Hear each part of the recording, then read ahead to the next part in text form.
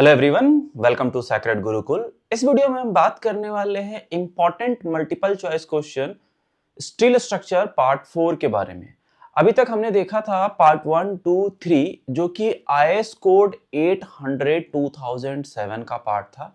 ये भी उसी का पार्ट है। इंपॉर्टेंट हम लोग जो आईएमसीक्यू कर रहे हैं कोड बुक का वो देख रहे हैं। इसके बाद इस पार्ट के बाद जो पार्ट 5 आएगा आईएमसीक्यू स्टील स्ट्रक्चर का, उसमें हम टॉपिक वाइज कवर करेंगे।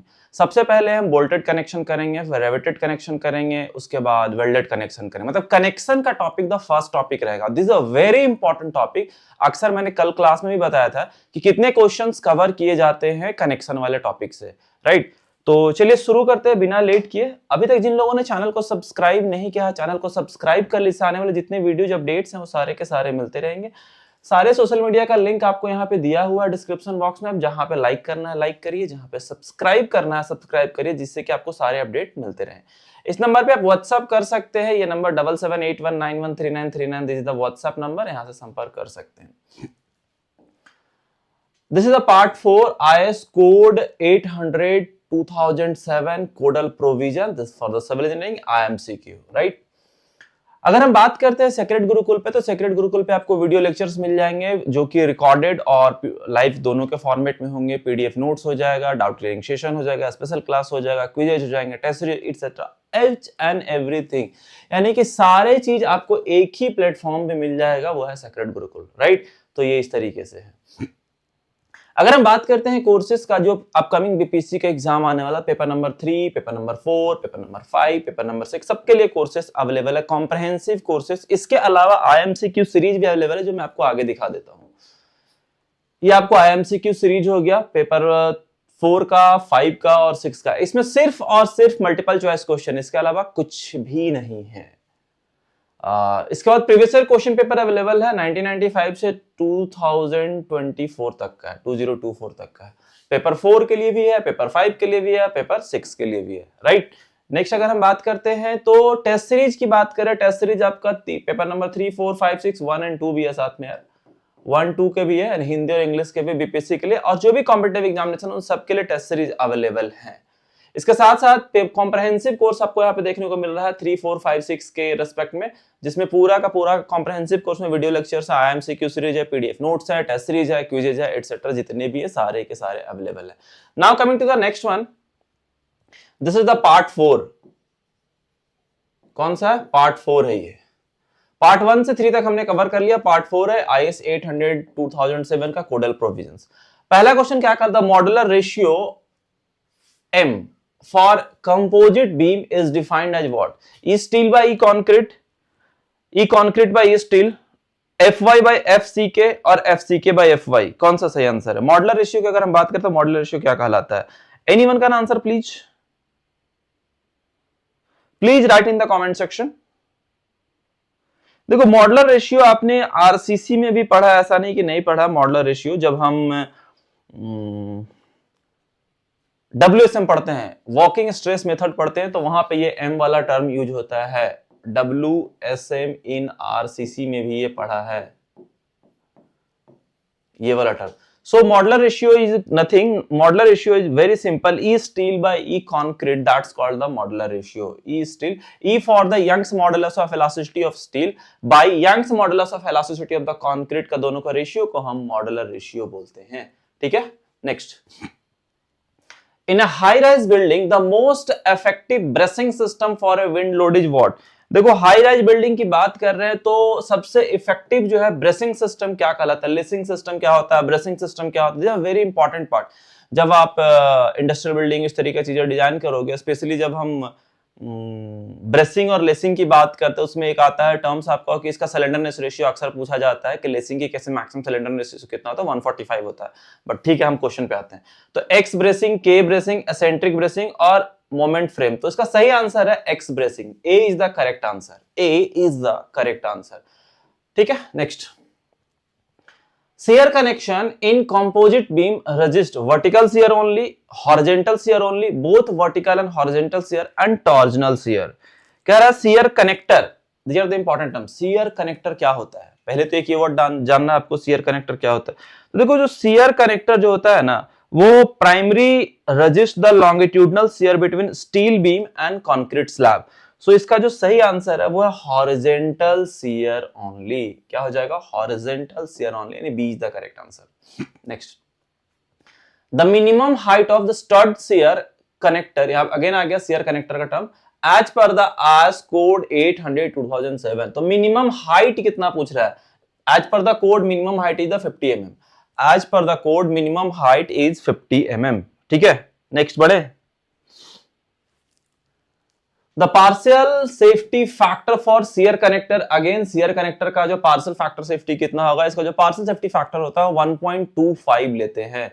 देखो हर जगह पे अलग अलग टर्म्स यूज हो रहा है, अलग अलग पार्शियल फैक्टर सेफ्टर यूज हो रहा है, लेकिन आपको ध्यान होगा कि तीन ही चार यूज होते हैं। 1.1 हो रहा है, 1.25 हो रहा है, 1.5 हो रहा है और 1.0 हो रहा है। तो अब आपको याद रखना है कि ये चारों जो है ना कहां पे इस्तेमाल होते हैं। आप अपना एक टेबल बना लीजिए कि 1.0 कहां पे यूज होता है, 1.1 कहां पे यूज होता है, 1.25 कहां पे यूज होता है, 1.5 कहां पे, कौन कौन से केसेस है, जिससे कि आपको ध्यान रहेगा, कभी कंफ्यूज नहीं होगा, मिक्स नहीं कर पाएंगे। राइट, तो correct answer is 1.25। Next, the minimum thickness of a base plate for a column is determined by what. तो कह रहा है कि minimum thickness of the base plate क्या हो जाएगा? Bearing pressure. देखो थिकनेस कैलकुलेट करने के लिए क्या बेरिंग प्रेशर इस्तेमाल करते हैं? बेरिंग प्रेशर का डिटरमिनेशन के लिए cantilever bending of the plate, yes ये भी इस्तेमाल करते हैं, यानी कि B and C is the correct answer. ये क्वेश्चन आपने दोनों जगह पढ़ा, स्टील में भी पढ़ा और आरसीसी में भी पढ़ा है। ऐसा नहीं कि नहीं, ये दोनों जगह पे क्वेश्चन माना जा सकता है, स्टील का भी आरसीसी का भी है। जब हम कैलकुलेशन करते हैं तो इन दोनों का, बेरिंग प्रेशर का भी इस्तेमाल करते हैं, कैंटिलीवर बेंडिंग भी चेक करते हैं कितना हमारा है। So C is the correct answer. Next, the maximum spacing of a tack welds in a compression member should not exceed what। कह रहा है कि टैक वेल्ड का जो स्पेसिंग है वो कितना से एक्सीड नहीं होना चाहिए? टैक weld should not exceed, it should be less than or equals to 1000 mm। it should be less than or equals to 1000 mm, यानी कि D is the correct answer। Intermediate welding क्या होता है, इसका डिस्टेंस कितना होना चाहिए, अभी आएगा और भी क्वेश्चन आएगा। वेल्डिंग बहुत प्यारा चैप्टर है। The main minimum lap length for a fillet weld in tension is what? Minimum lap length is the 4 times of the weld size। Minimum lap length क्या होता है? जैसे कि मान लिया कि ये कनेक्ट ये किया, ऊपर से एक और ये कनेक्ट किया, तो ये हो गया आपको लैप लेंथ। ये वाला जो पार्ट होता है ना, ये होता है लैप लेंथ। ठीक है, तो that is the 4 times of the weld size. Next, welding बहुत सारा important question. The maximum unsupported length of a bracket connection is limited to what? Maximum unsupported length of a bracket connection is limited to what? That is 12 times of the bolt diameter. That is 12 times of the bolt diameter. Why? अगर हम पूछा जाए क्यों, तो firing action पता है, to prevent the firing action, to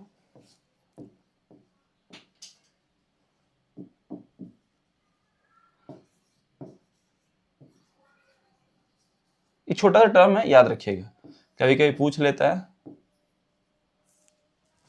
to prevent the firing action with respect to the unsupported length, maximum unsupported length, that is the 12 times of the bolt diameter. Next, the minimum diameter of a bolt used in a slip critical connection is what?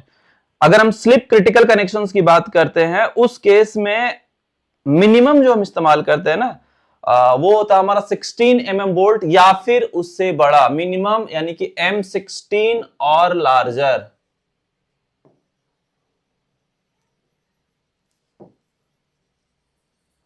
ठीक है, 16 mm minimum bolt use करते हैं slip critical connections के respect में, ये right. Next,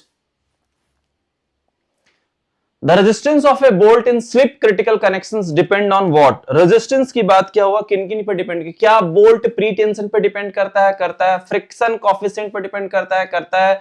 slip factor पर depend करता है? यस करता है। तो सबका सब सही आंसर, तो D is the correct answer. Resistance of a bolt in a critical slip connection depends on the bolt pretension, friction coefficient, slip factor, all of the above is the correct answer. The minimum pitch distance for high strength friction grip bolt HSFG जिसको कहते हैं high strength friction grip bolt, HSFG bolt जो minimum pitch distance है, already हमने second class में discuss किया है या थर्ड क्लास में डिस्कस किया है।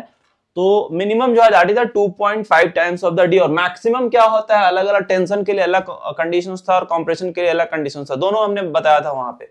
स्टिल ये हम बोल्टिंग कनेक्शन में फिर से इसको बताएंगे, right. Next, the maximum allowable deflection for a gantry girder is what? That is the maximum allowable deflection for a gantry girder। इसमें L/500 है तो L/500 लेंगे। एक और केस बनता है L/750 का, वो हम आगे गैंट्री गिटर वाले क्लास से बताएंगे, राइट। तो इसका सही आंसर L/500 है। Next, the minimum thickness of a gusset plate in a truss joint is what? देखो यहां पे minimum thickness of the gusset plate की बात किया हुआ in a truss joint, that is 10 mm, that is 10 mm। Gusset plate का जो minimum thickness होता है ट्रस जॉइंट की अगर हम बात करते हैं तो हम 10 mm लेते हैं, उससे बड़ा हो सकता है, उससे कम नहीं। It should be greater than 10 mm, it should be greater than और इक्वल्स, अगर ये कंडीशन आता है ना, minimum thickness should be greater than और इक्वल्स टू 10 mm, ये लिख सकते हैं, लेकिन इससे कम नहीं कर सकते हैं, ठीक है। Next question, the last question, the bracing system in a steel frame is primarily provided to resist what? Gravity load, lateral load, torsional load and all of the above। which of the answer is the correct one? देखो अगर हम bracing resist की बात करते हैं तो bracing system की बात करते हैं तो ब्रेसिंग सिस्टम या bracing resist wind load and seismic load, it means that is the lateral forces की बात कर रहे हैं, तो it should be B is the correct answer. Wind load और सिस्मिक लोड कभी भी एक साथ यूज नहीं कर सकते हैं, दोनों को अलग अलग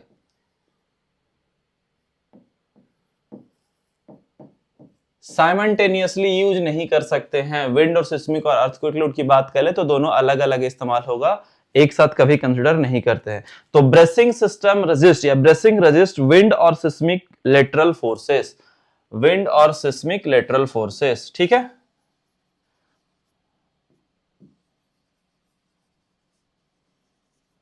तो आपका लेटरल लोड्स हो गया। तो इस तरीके से हमने टोटल 1 से लेकर 60 तक कवर कर लिया, टोटल नंबर ऑफ 60 क्वेश्चन हमने कवर किए हैं, और अभी तक सिर्फ आईएस कोड के प्रोविजंस के बारे में ही बात किया है। ये भी जितने क्वेश्चन ये क्वेश्चन है किसी क्लाउज पे लिखा हुआ है, कोई ना कोई नंबर पे है, चाहे वो 12 पे हो, 13 पे हो, 8 पे हो, 9 पे हो, 17 पे हो, व्हाटएवर द टर्म नंबर, लेकिन कहीं ना कहीं पे अगर आप पूछिएगा तो मैं कमेंट सेक्शन में सारे बता दूंगा कि इस पेज पे जाकर चेक कर लो ना, यहाँ पे मिल जाएगा, इस पेज पे इतना नंबर, क्लाउज पे जाकर देखोगे ये भी मिल जाएगा, राइट। सो अगले क्लास में जो पार्ट 5 हम डिस्कस करेंगे, पार्ट 5 में जो हमारा डिस्कशन होगा, पार्ट 5 में हम ये देखेंगे कनेक्शन चैप्टर का पहला, कम से कम उसके बाद 17, 18, 20 पार्ट लगेंगे टोटल, कम से कम 150, 200 क्वेश्चन, मिनिमम 200 क्वेश्चन होंगे। तो 200 क्वेश्चन, 250 क्वेश्चन के बाद 50 क्वेश्चन तो ऑलरेडी कवर कर लिया, 60 क्वेश्चन हमने, तो 250 क्वेश्चन के बाद स्टील में रहे कि मैक्सिमम क्वेश्चन आपको 80% क्वेश्चंस बन जाएंगे, 80 to 90% क्वेश्चंस बन जाएंगे, वहीं से आएंगे, क्योंकि एक ही क्वेश्चन में मैं एक्सप्लेन करता जाऊं कि ये भी पार्ट हो सकता है, ये भी पार्ट हो सकता है और ये भी पार्ट हो सकता है, राइट। सो अगर कोई क्वेरी है तो you can contact this number 7781913939, इस नंबर पे व्हाट्सएप कर सकते हैं, और ये आपको सोशल मीडिया का लिंक दिया हुआ है, जहां पे लाइक करना लाइक करिए, जहां सब्सक्राइब करना सब्सक्राइब करिए, और जो भी क्वेरी है आप कमेंट सेक्शन में कमेंट कर सकते हैं। So thank you everyone for watching this session, and अगले वीडियो पे मिलते हैं।